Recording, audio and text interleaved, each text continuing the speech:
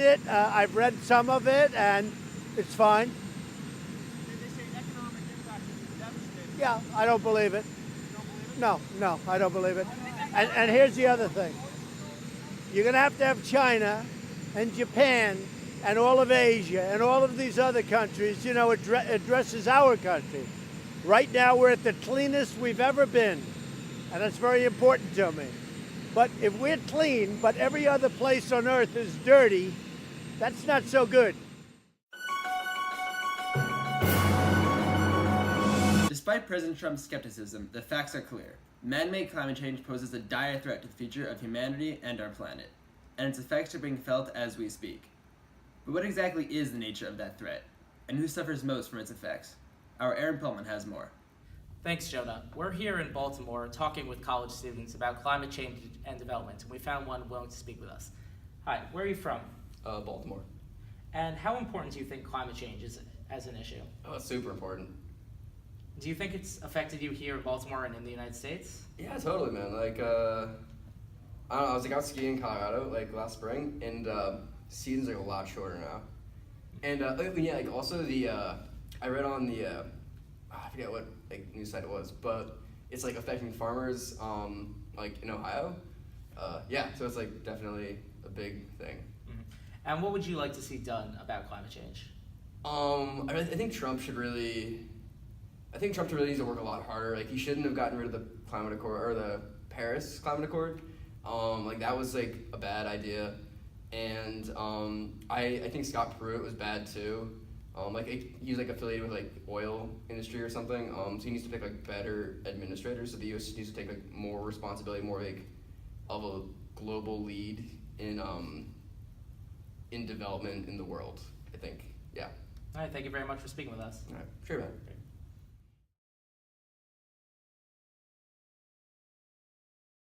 Can you tell us a bit about yourself? Yeah, my name is Sammy. I am a student here at Johns Hopkins. I came from born and raised actually in Eastern Ethiopia. Great. And have you been able to see the effects of climate change? In comparison, not so much actually. A lot of what I've seen has been maybe a lot of references to a big doomsday, some period in 2030, 2050, where back home or other international students, other friends of mine telling me about where we see a lot of the same spaces where development is actually happening. There are a lot of changes in terms of nomadic lifestyles, agriculture, the yields are rapidly reducing. It's almost as if we're living in two different worlds, and a lot of the rhetoric here I find is along those lines. Great.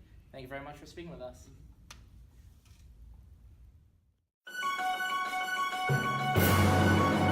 Thank you, Aaron. Now with me to discuss this issue further, we have William Schillian, a professor at Johns Hopkins University. We have Robbie William, a representative for La Via Campesina. We have Nicholas E. Haley, the U.S. Ambassador to the United Nations. And last and least, Carl Tuggerson of Fox News.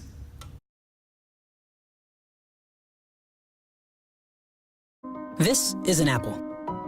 Some people might try to tell you that it's a banana. They might scream banana, banana, banana over and over and over again. They might put banana in all caps. You might even start to believe that this is a banana. But it's not. This is an apple.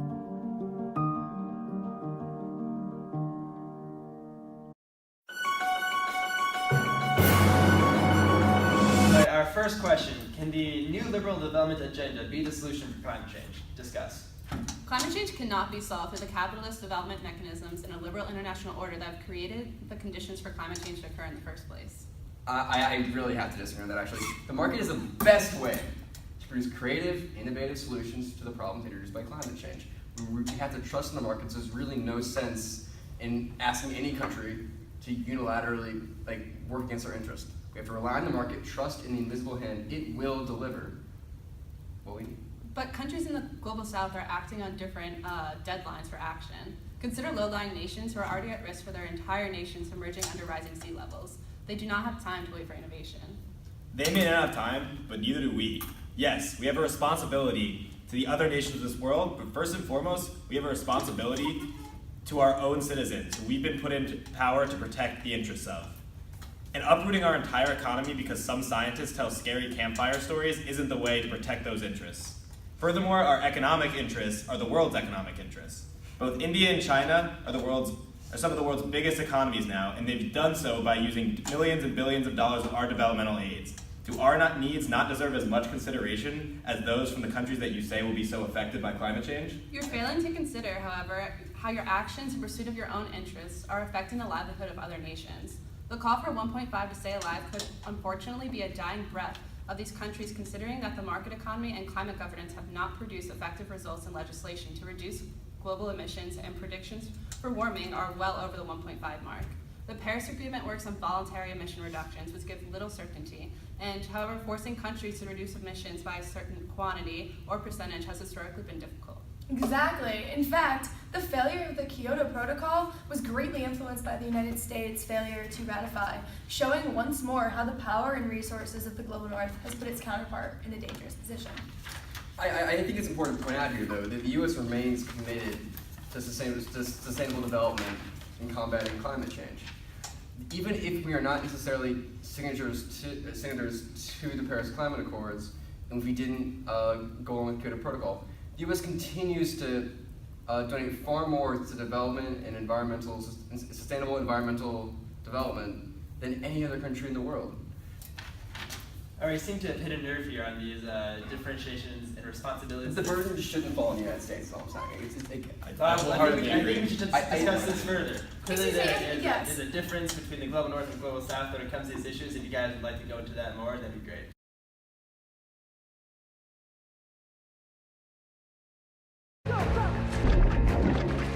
It consumes fear,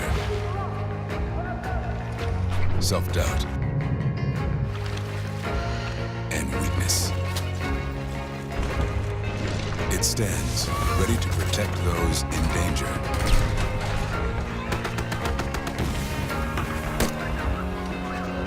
And to fight whatever shape the battle takes. Because as long as there are battles, there will always be development.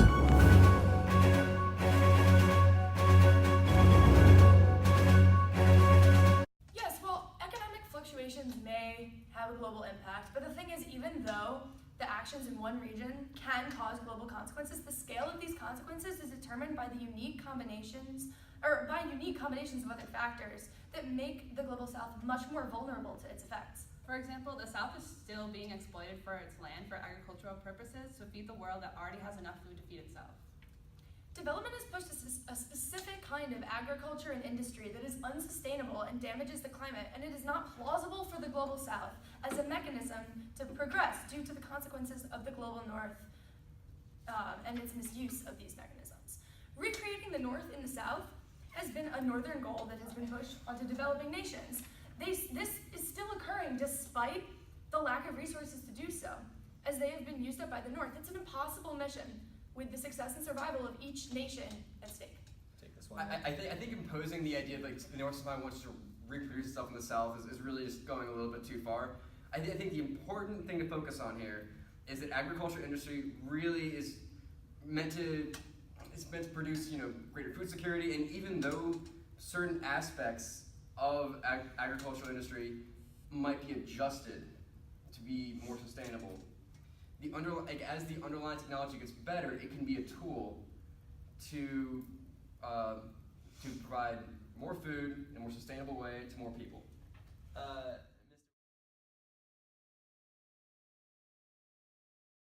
Mr. Riehlum, you are the expert in this field. Would you like to discuss? Sure. So climate change also acts as a threat multiplier, meaning for regions that are already prone to violence, climate change will exacerbate their issues and unstable power relations. An example of this is the connection between food price inflation and riots in the Middle East and Northern Africa.